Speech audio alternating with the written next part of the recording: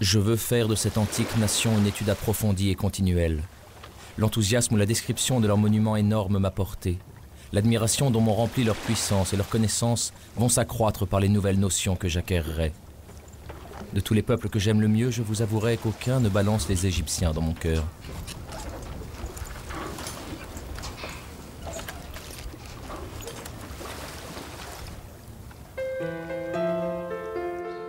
Jean-François Champollion a 15 ans lorsqu'il écrit à ses parents cette lettre qui date sa vocation.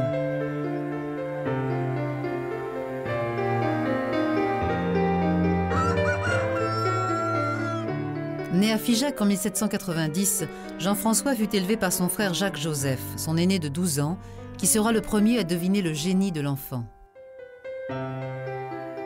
Il le fait venir près de lui à Grenoble et fait de l'éducation de son frère la grande affaire de sa vie. Le jeune homme est rebelle à tout enseignement traditionnel, mais sa curiosité pour les langues orientales est sans limite. Il brûle d'apprendre toutes les écritures nécessaires à quelqu'un qui est destiné à faire une étude particulière des orientaux, et très vite connaît le grec, l'hébreu et ses dialectes, l'arabe, le copte, l'araméen, le syriaque.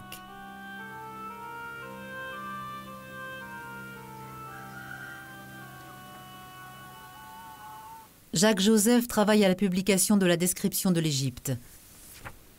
Grâce à lui, Jean-François découvre avant tout le monde les milliers de pages du fameux livre commandé par Bonaparte qui dressait un tableau complet de l'Égypte ancienne et moderne. Ce fut pour l'adolescent la confirmation de ce qu'il pressentait. Sa décision est prise. Il sera celui qui doit retrouver le secret des hiéroglyphes, dont le sens était perdu depuis 391, année où fut décrétée la fermeture des temples païens d'Égypte.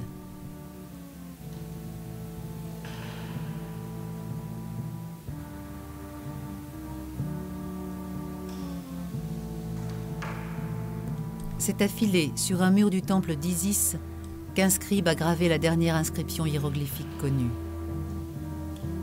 Je suis Nesmet Akom, le scribe de la maison des écrits d'Isis. J'ai exécuté le travail de Mandoulis pour l'éternité, car il est bienveillant avec moi. Ensuite, les pierres devinrent muettes.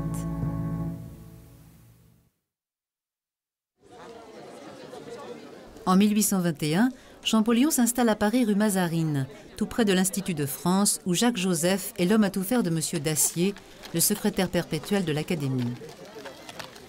Dès cette époque, l'aîné se fait appeler Champollion-Figeac, pour laisser à son jeune frère la gloire pure du seul nom de Champollion.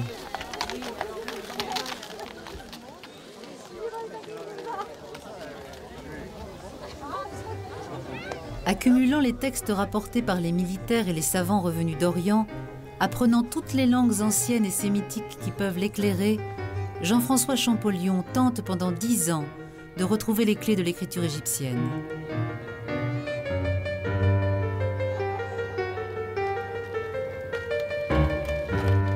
Il se consacre nuit et jour à ses travaux, qui aboutiront le 14 septembre 1822 à la révélation du secret des hiéroglyphes. La légende raconte qu'il se précipita dans le bureau de son frère et s'étant écrié « Je tiens l'affaire !» Il s'évanouit et resta longtemps inconscient. La première étape dans le déchiffrement des hiéroglyphes fut la découverte d'un monument célèbre maintenant qu'on appelle la pierre de Rosette. C'est une découverte inopinée. Les soldats du corps expéditionnaire français qui étaient dans la ville de Rosette mirent au jour une grande stèle en basalte noir qui avait une particularité extraordinaire. Elle était écrite en 3 écritures différentes. Le haut était écrit en écriture hiéroglyphique. La partie du milieu était écrite dans une écriture qu'on appelle le démotique, qui est une façon plus cursive, plus rapide d'écrire les hiéroglyphes. Et la 3e partie, le bas, était écrite en grec. Alors pourquoi cette découverte était intéressante? Mais c'est parce qu'on lit le grec, on lisait le grec, on comprenait le texte grec. Alors bien entendu, les savants se précipitèrent sur la découverte et essayèrent de faire correspondre les éléments du texte grec aux éléments soit du texte démotique, soit du texte hiéroglyphique. Les hiéroglyphes ont une particularité, ce sont tous des images. Si vous regardez un texte hiéroglyphique, par exemple, même si vous n'êtes pas un grand égyptologue, vous allez pouvoir identifier immédiatement chaque signe à une réalité.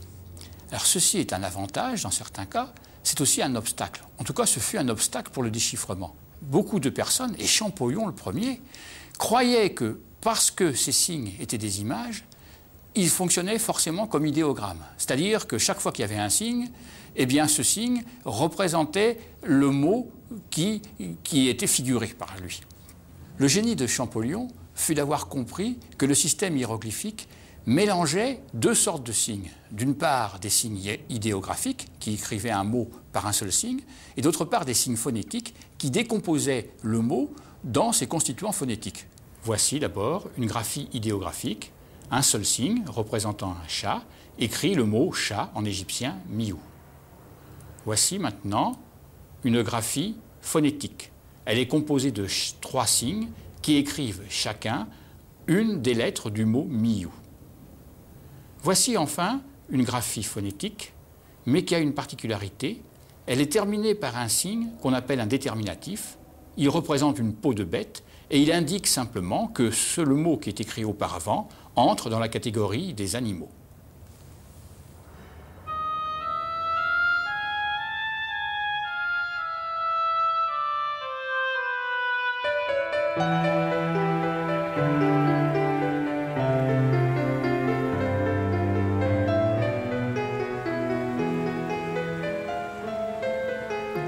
Après la révélation, Champollion avait établi les fondements de son raisonnement.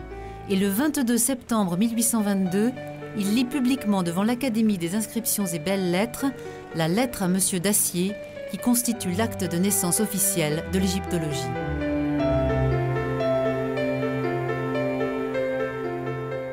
Brochure d'une vingtaine de pages, la lettre à Monsieur Dacier rend compte de la double nature des signes hiéroglyphiques classés par Champollion, selon un ordre alphabétique que les égyptologues d'aujourd'hui respectent encore.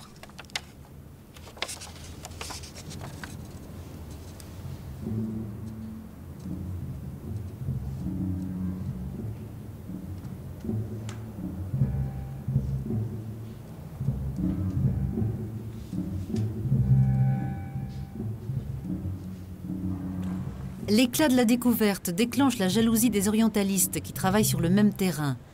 L'anglais Thomas Young contestera longtemps à l'égyptologue français l'antériorité de la victoire.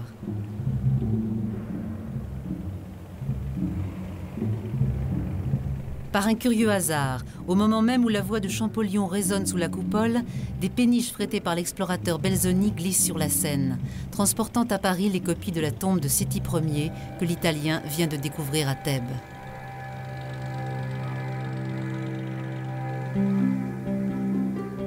Champollion s'embarque enfin pour l'Égypte. Le 18 août 1828, il découvre sa terre promise. Je suis arrivé dans cette terre d'Égypte après laquelle je soupirais depuis si longtemps. Jusqu'ici, elle m'a traité en mère tendre et j'y conserverai, selon toute apparence, la bonne santé que j'y apporte. J'ai pu boire de l'eau fraîche à discrétion, et cette eau-là, c'est l'eau du Nil.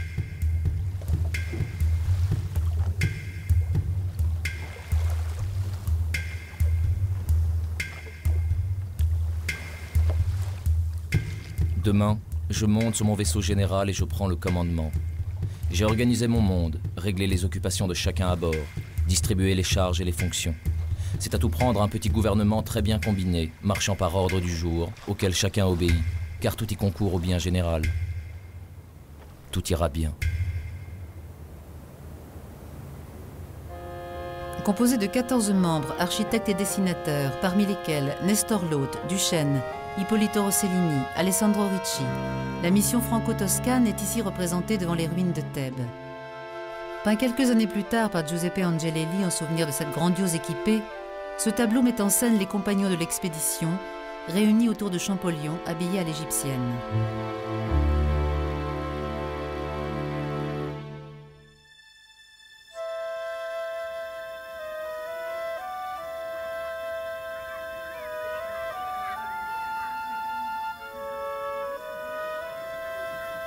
Le journal de voyage traduit un enthousiasme grandissant au fur et à mesure qu'on descend vers le sud.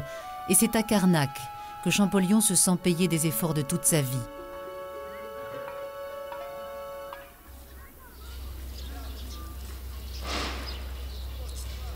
Là m'apparut toute la magnificence pharaonique, tout ce que les hommes ont imaginé et exécuté de plus grand. Nous ne sommes en Europe que des Lilliputiens et aucun peuple, ancien ni moderne, n'a conçu l'art de l'architecture sur une échelle aussi sublime.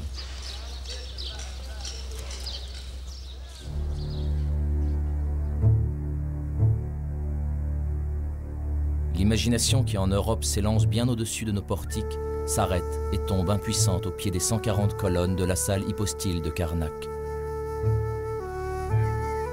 Champollion étudie à la fois les divinités égyptiennes et la chronologie historique. Il tente d'établir un classement des dynasties pharaoniques.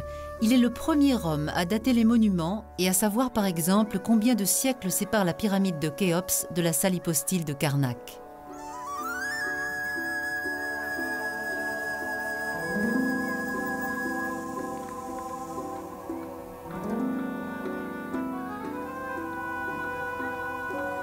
Il relève les inscriptions sculptées sur les murailles, recopie les bas-reliefs, multiplie les dessins aquarellés qui restituent les couleurs d'origine encore visibles à l'intérieur des tombeaux et sur les plafonds.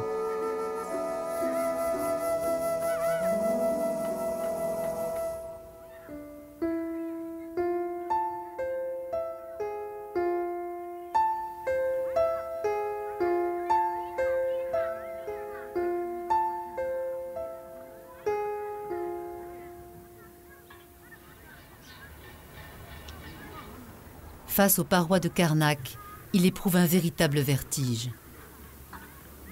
Jeté depuis 6 mois au milieu des monuments de l'Égypte, je suis effrayé de ce que je lis plus couramment encore que je n'osais l'imaginer. C'est mon père, je suis son fils. Il a ordonné que je sois sur son trône alors que j'étais comme celui qui était dans son nid. Il m'a engendré en témoignage de son amour.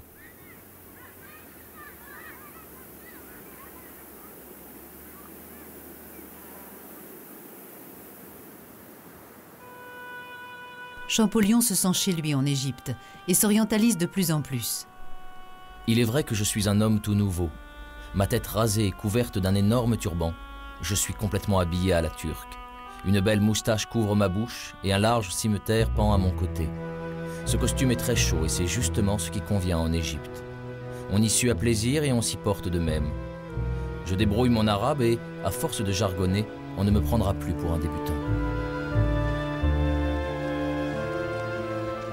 En mars 1829, l'expédition franco-toscane s'arrête sur la rive occidentale de Thèbes, afin d'explorer le monde des morts, caché au cœur de la vallée des rois. Notre caravane composée d'ânes et de savants s'y est donc établie le jour même.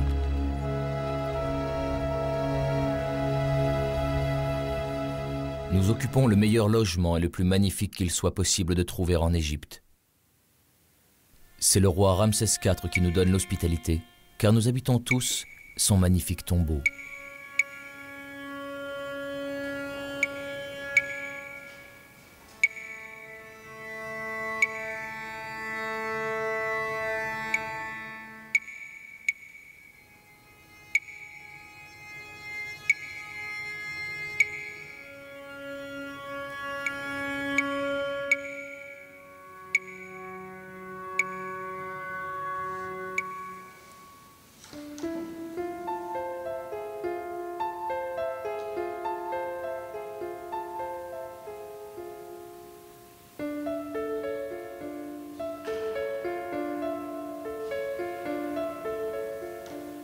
Je ne croyais point être retenu ici aussi longtemps, mais les parois de ces tombeaux et surtout les plafonds sont couverts de sujets si curieux qu'il a fallu écouter la voix de la conscience et se résoudre à les copier.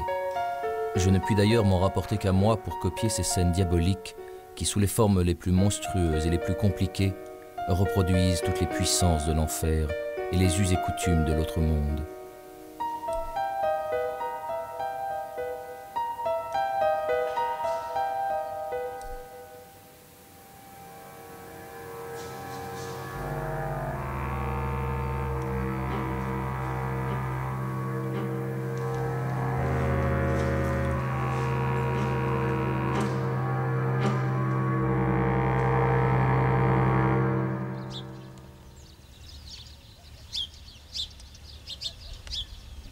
Champollion sillonne la rive occidentale du Nil.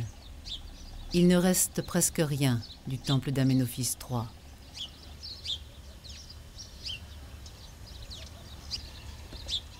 Devant cet immense champ de ruines, l'égyptologue tente d'imaginer le passé.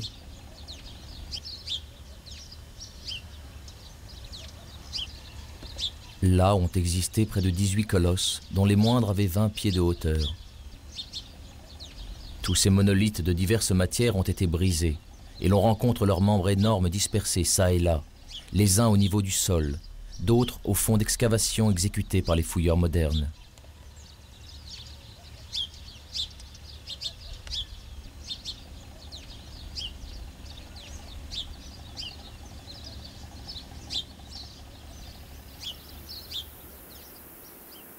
À l'inverse du temple d'Amenophis dont la dévastation le désole, le Ramesséum, temple funéraire du grand pharaon Ramsès II, inspire à Champollion des pages enflammées. Le Ramesséum est peut-être ce qu'il y a de plus noble et de plus pur à Thèbes. L'imagination s'ébranle et l'on éprouve une émotion bien naturelle en visitant ces galeries mutilées et ces belles colonnades, lorsque l'on pense qu'elles sont l'ouvrage et furent souvent l'habitation des plus célèbres et du meilleur des princes que la vieille Égypte compte dans ses longues années.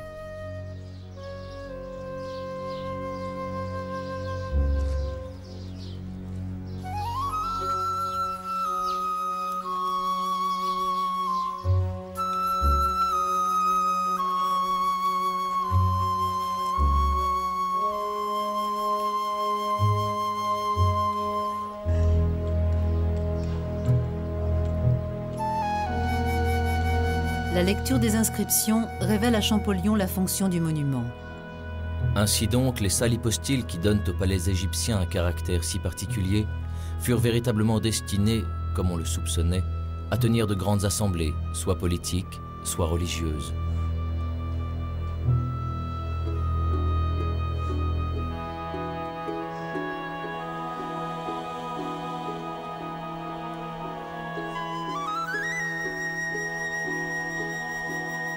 Sur les parois du temple, les dieux annoncent à Ramsès les bienfaits dont ils veulent le combler.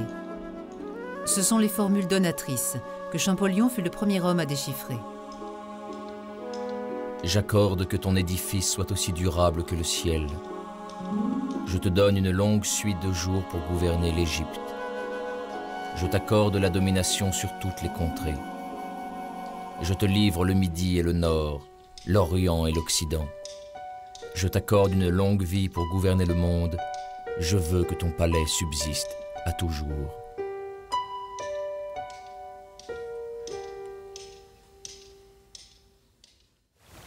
Jean-François Champollion se tue littéralement au travail. Rien ne peut l'arrêter dans sa quête d'absolu. Entre le climat torride et l'eau du Nil qu'il boit en abondance, il soumet son organisme à rude épreuve.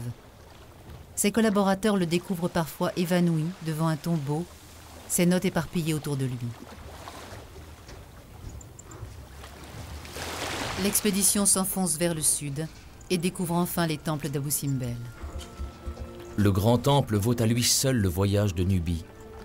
Le travail que cette excavation a coûté effraie l'imagination.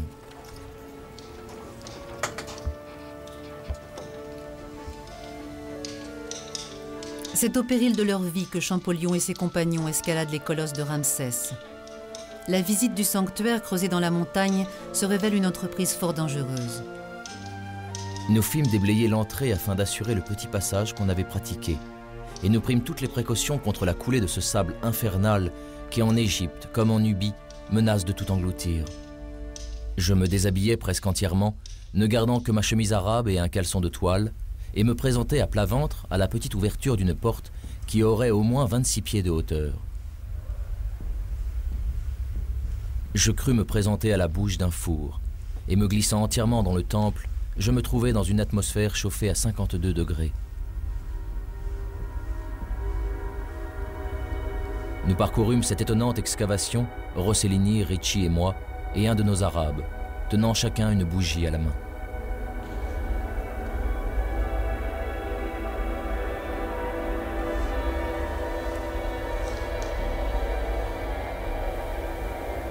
Sur les parois de cette vaste salle sont gravés de grands bas-reliefs historiques relatifs aux conquêtes du pharaon en Afrique.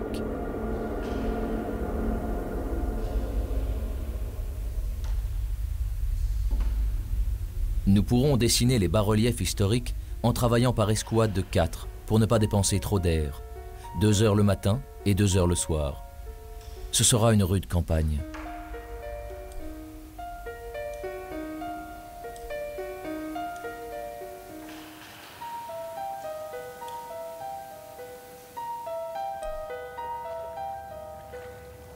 Arrivé à Wadi Alpha, au terme de son voyage en Égypte, Jean-François Champollion peut envoyer à M. Dacier une lettre qui sonne comme la conclusion de toute une vie consacrée à son unique passion. J'ai le droit de vous annoncer qu'il n'y a rien à modifier à notre lettre sur l'alphabet des hiéroglyphes. Notre alphabet est bon.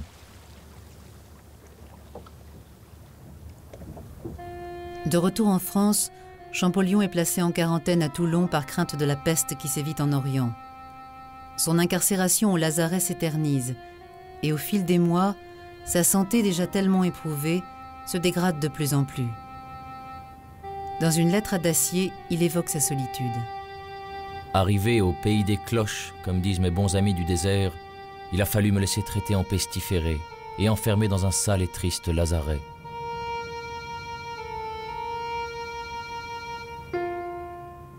Champollion aura encore le temps de rédiger sa grammaire, les principes sacrés de l'écriture égyptienne, le testament de toute une vie.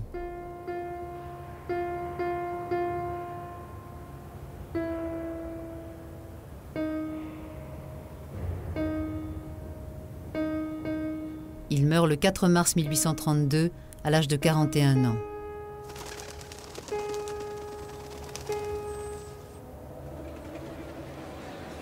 Le 25 octobre 1836, 200 000 Parisiens accourent place de la Concorde pour assister à l'érection de l'obélisque, offerte par le sultan d'Égypte à la France et dont le rapatriement fut une des grandes obsessions de Champollion à la fin de sa vie.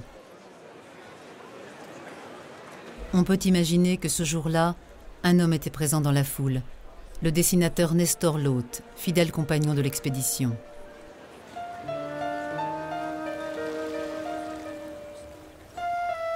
À la demande de Jacques Joseph, qui entretient avec passion la mémoire de son frère, Nestor Lhôte repart en Égypte et dessine les dernières planches qui manquaient à la publication du grand livre posthume de Champollion, Les monuments de l'Égypte et de la Nubie.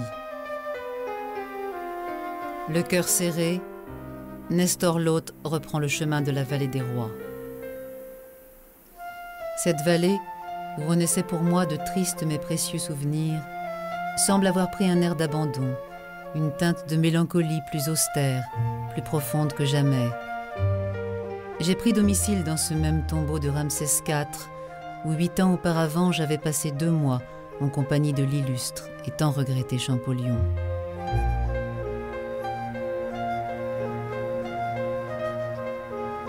J'ai mis mon lit à la place qu'occupait le sien, et ma pensée se plaisait à faire revivre son image. Que ne pouvais-je de même évoquer le génie qui l'a immortalisé ?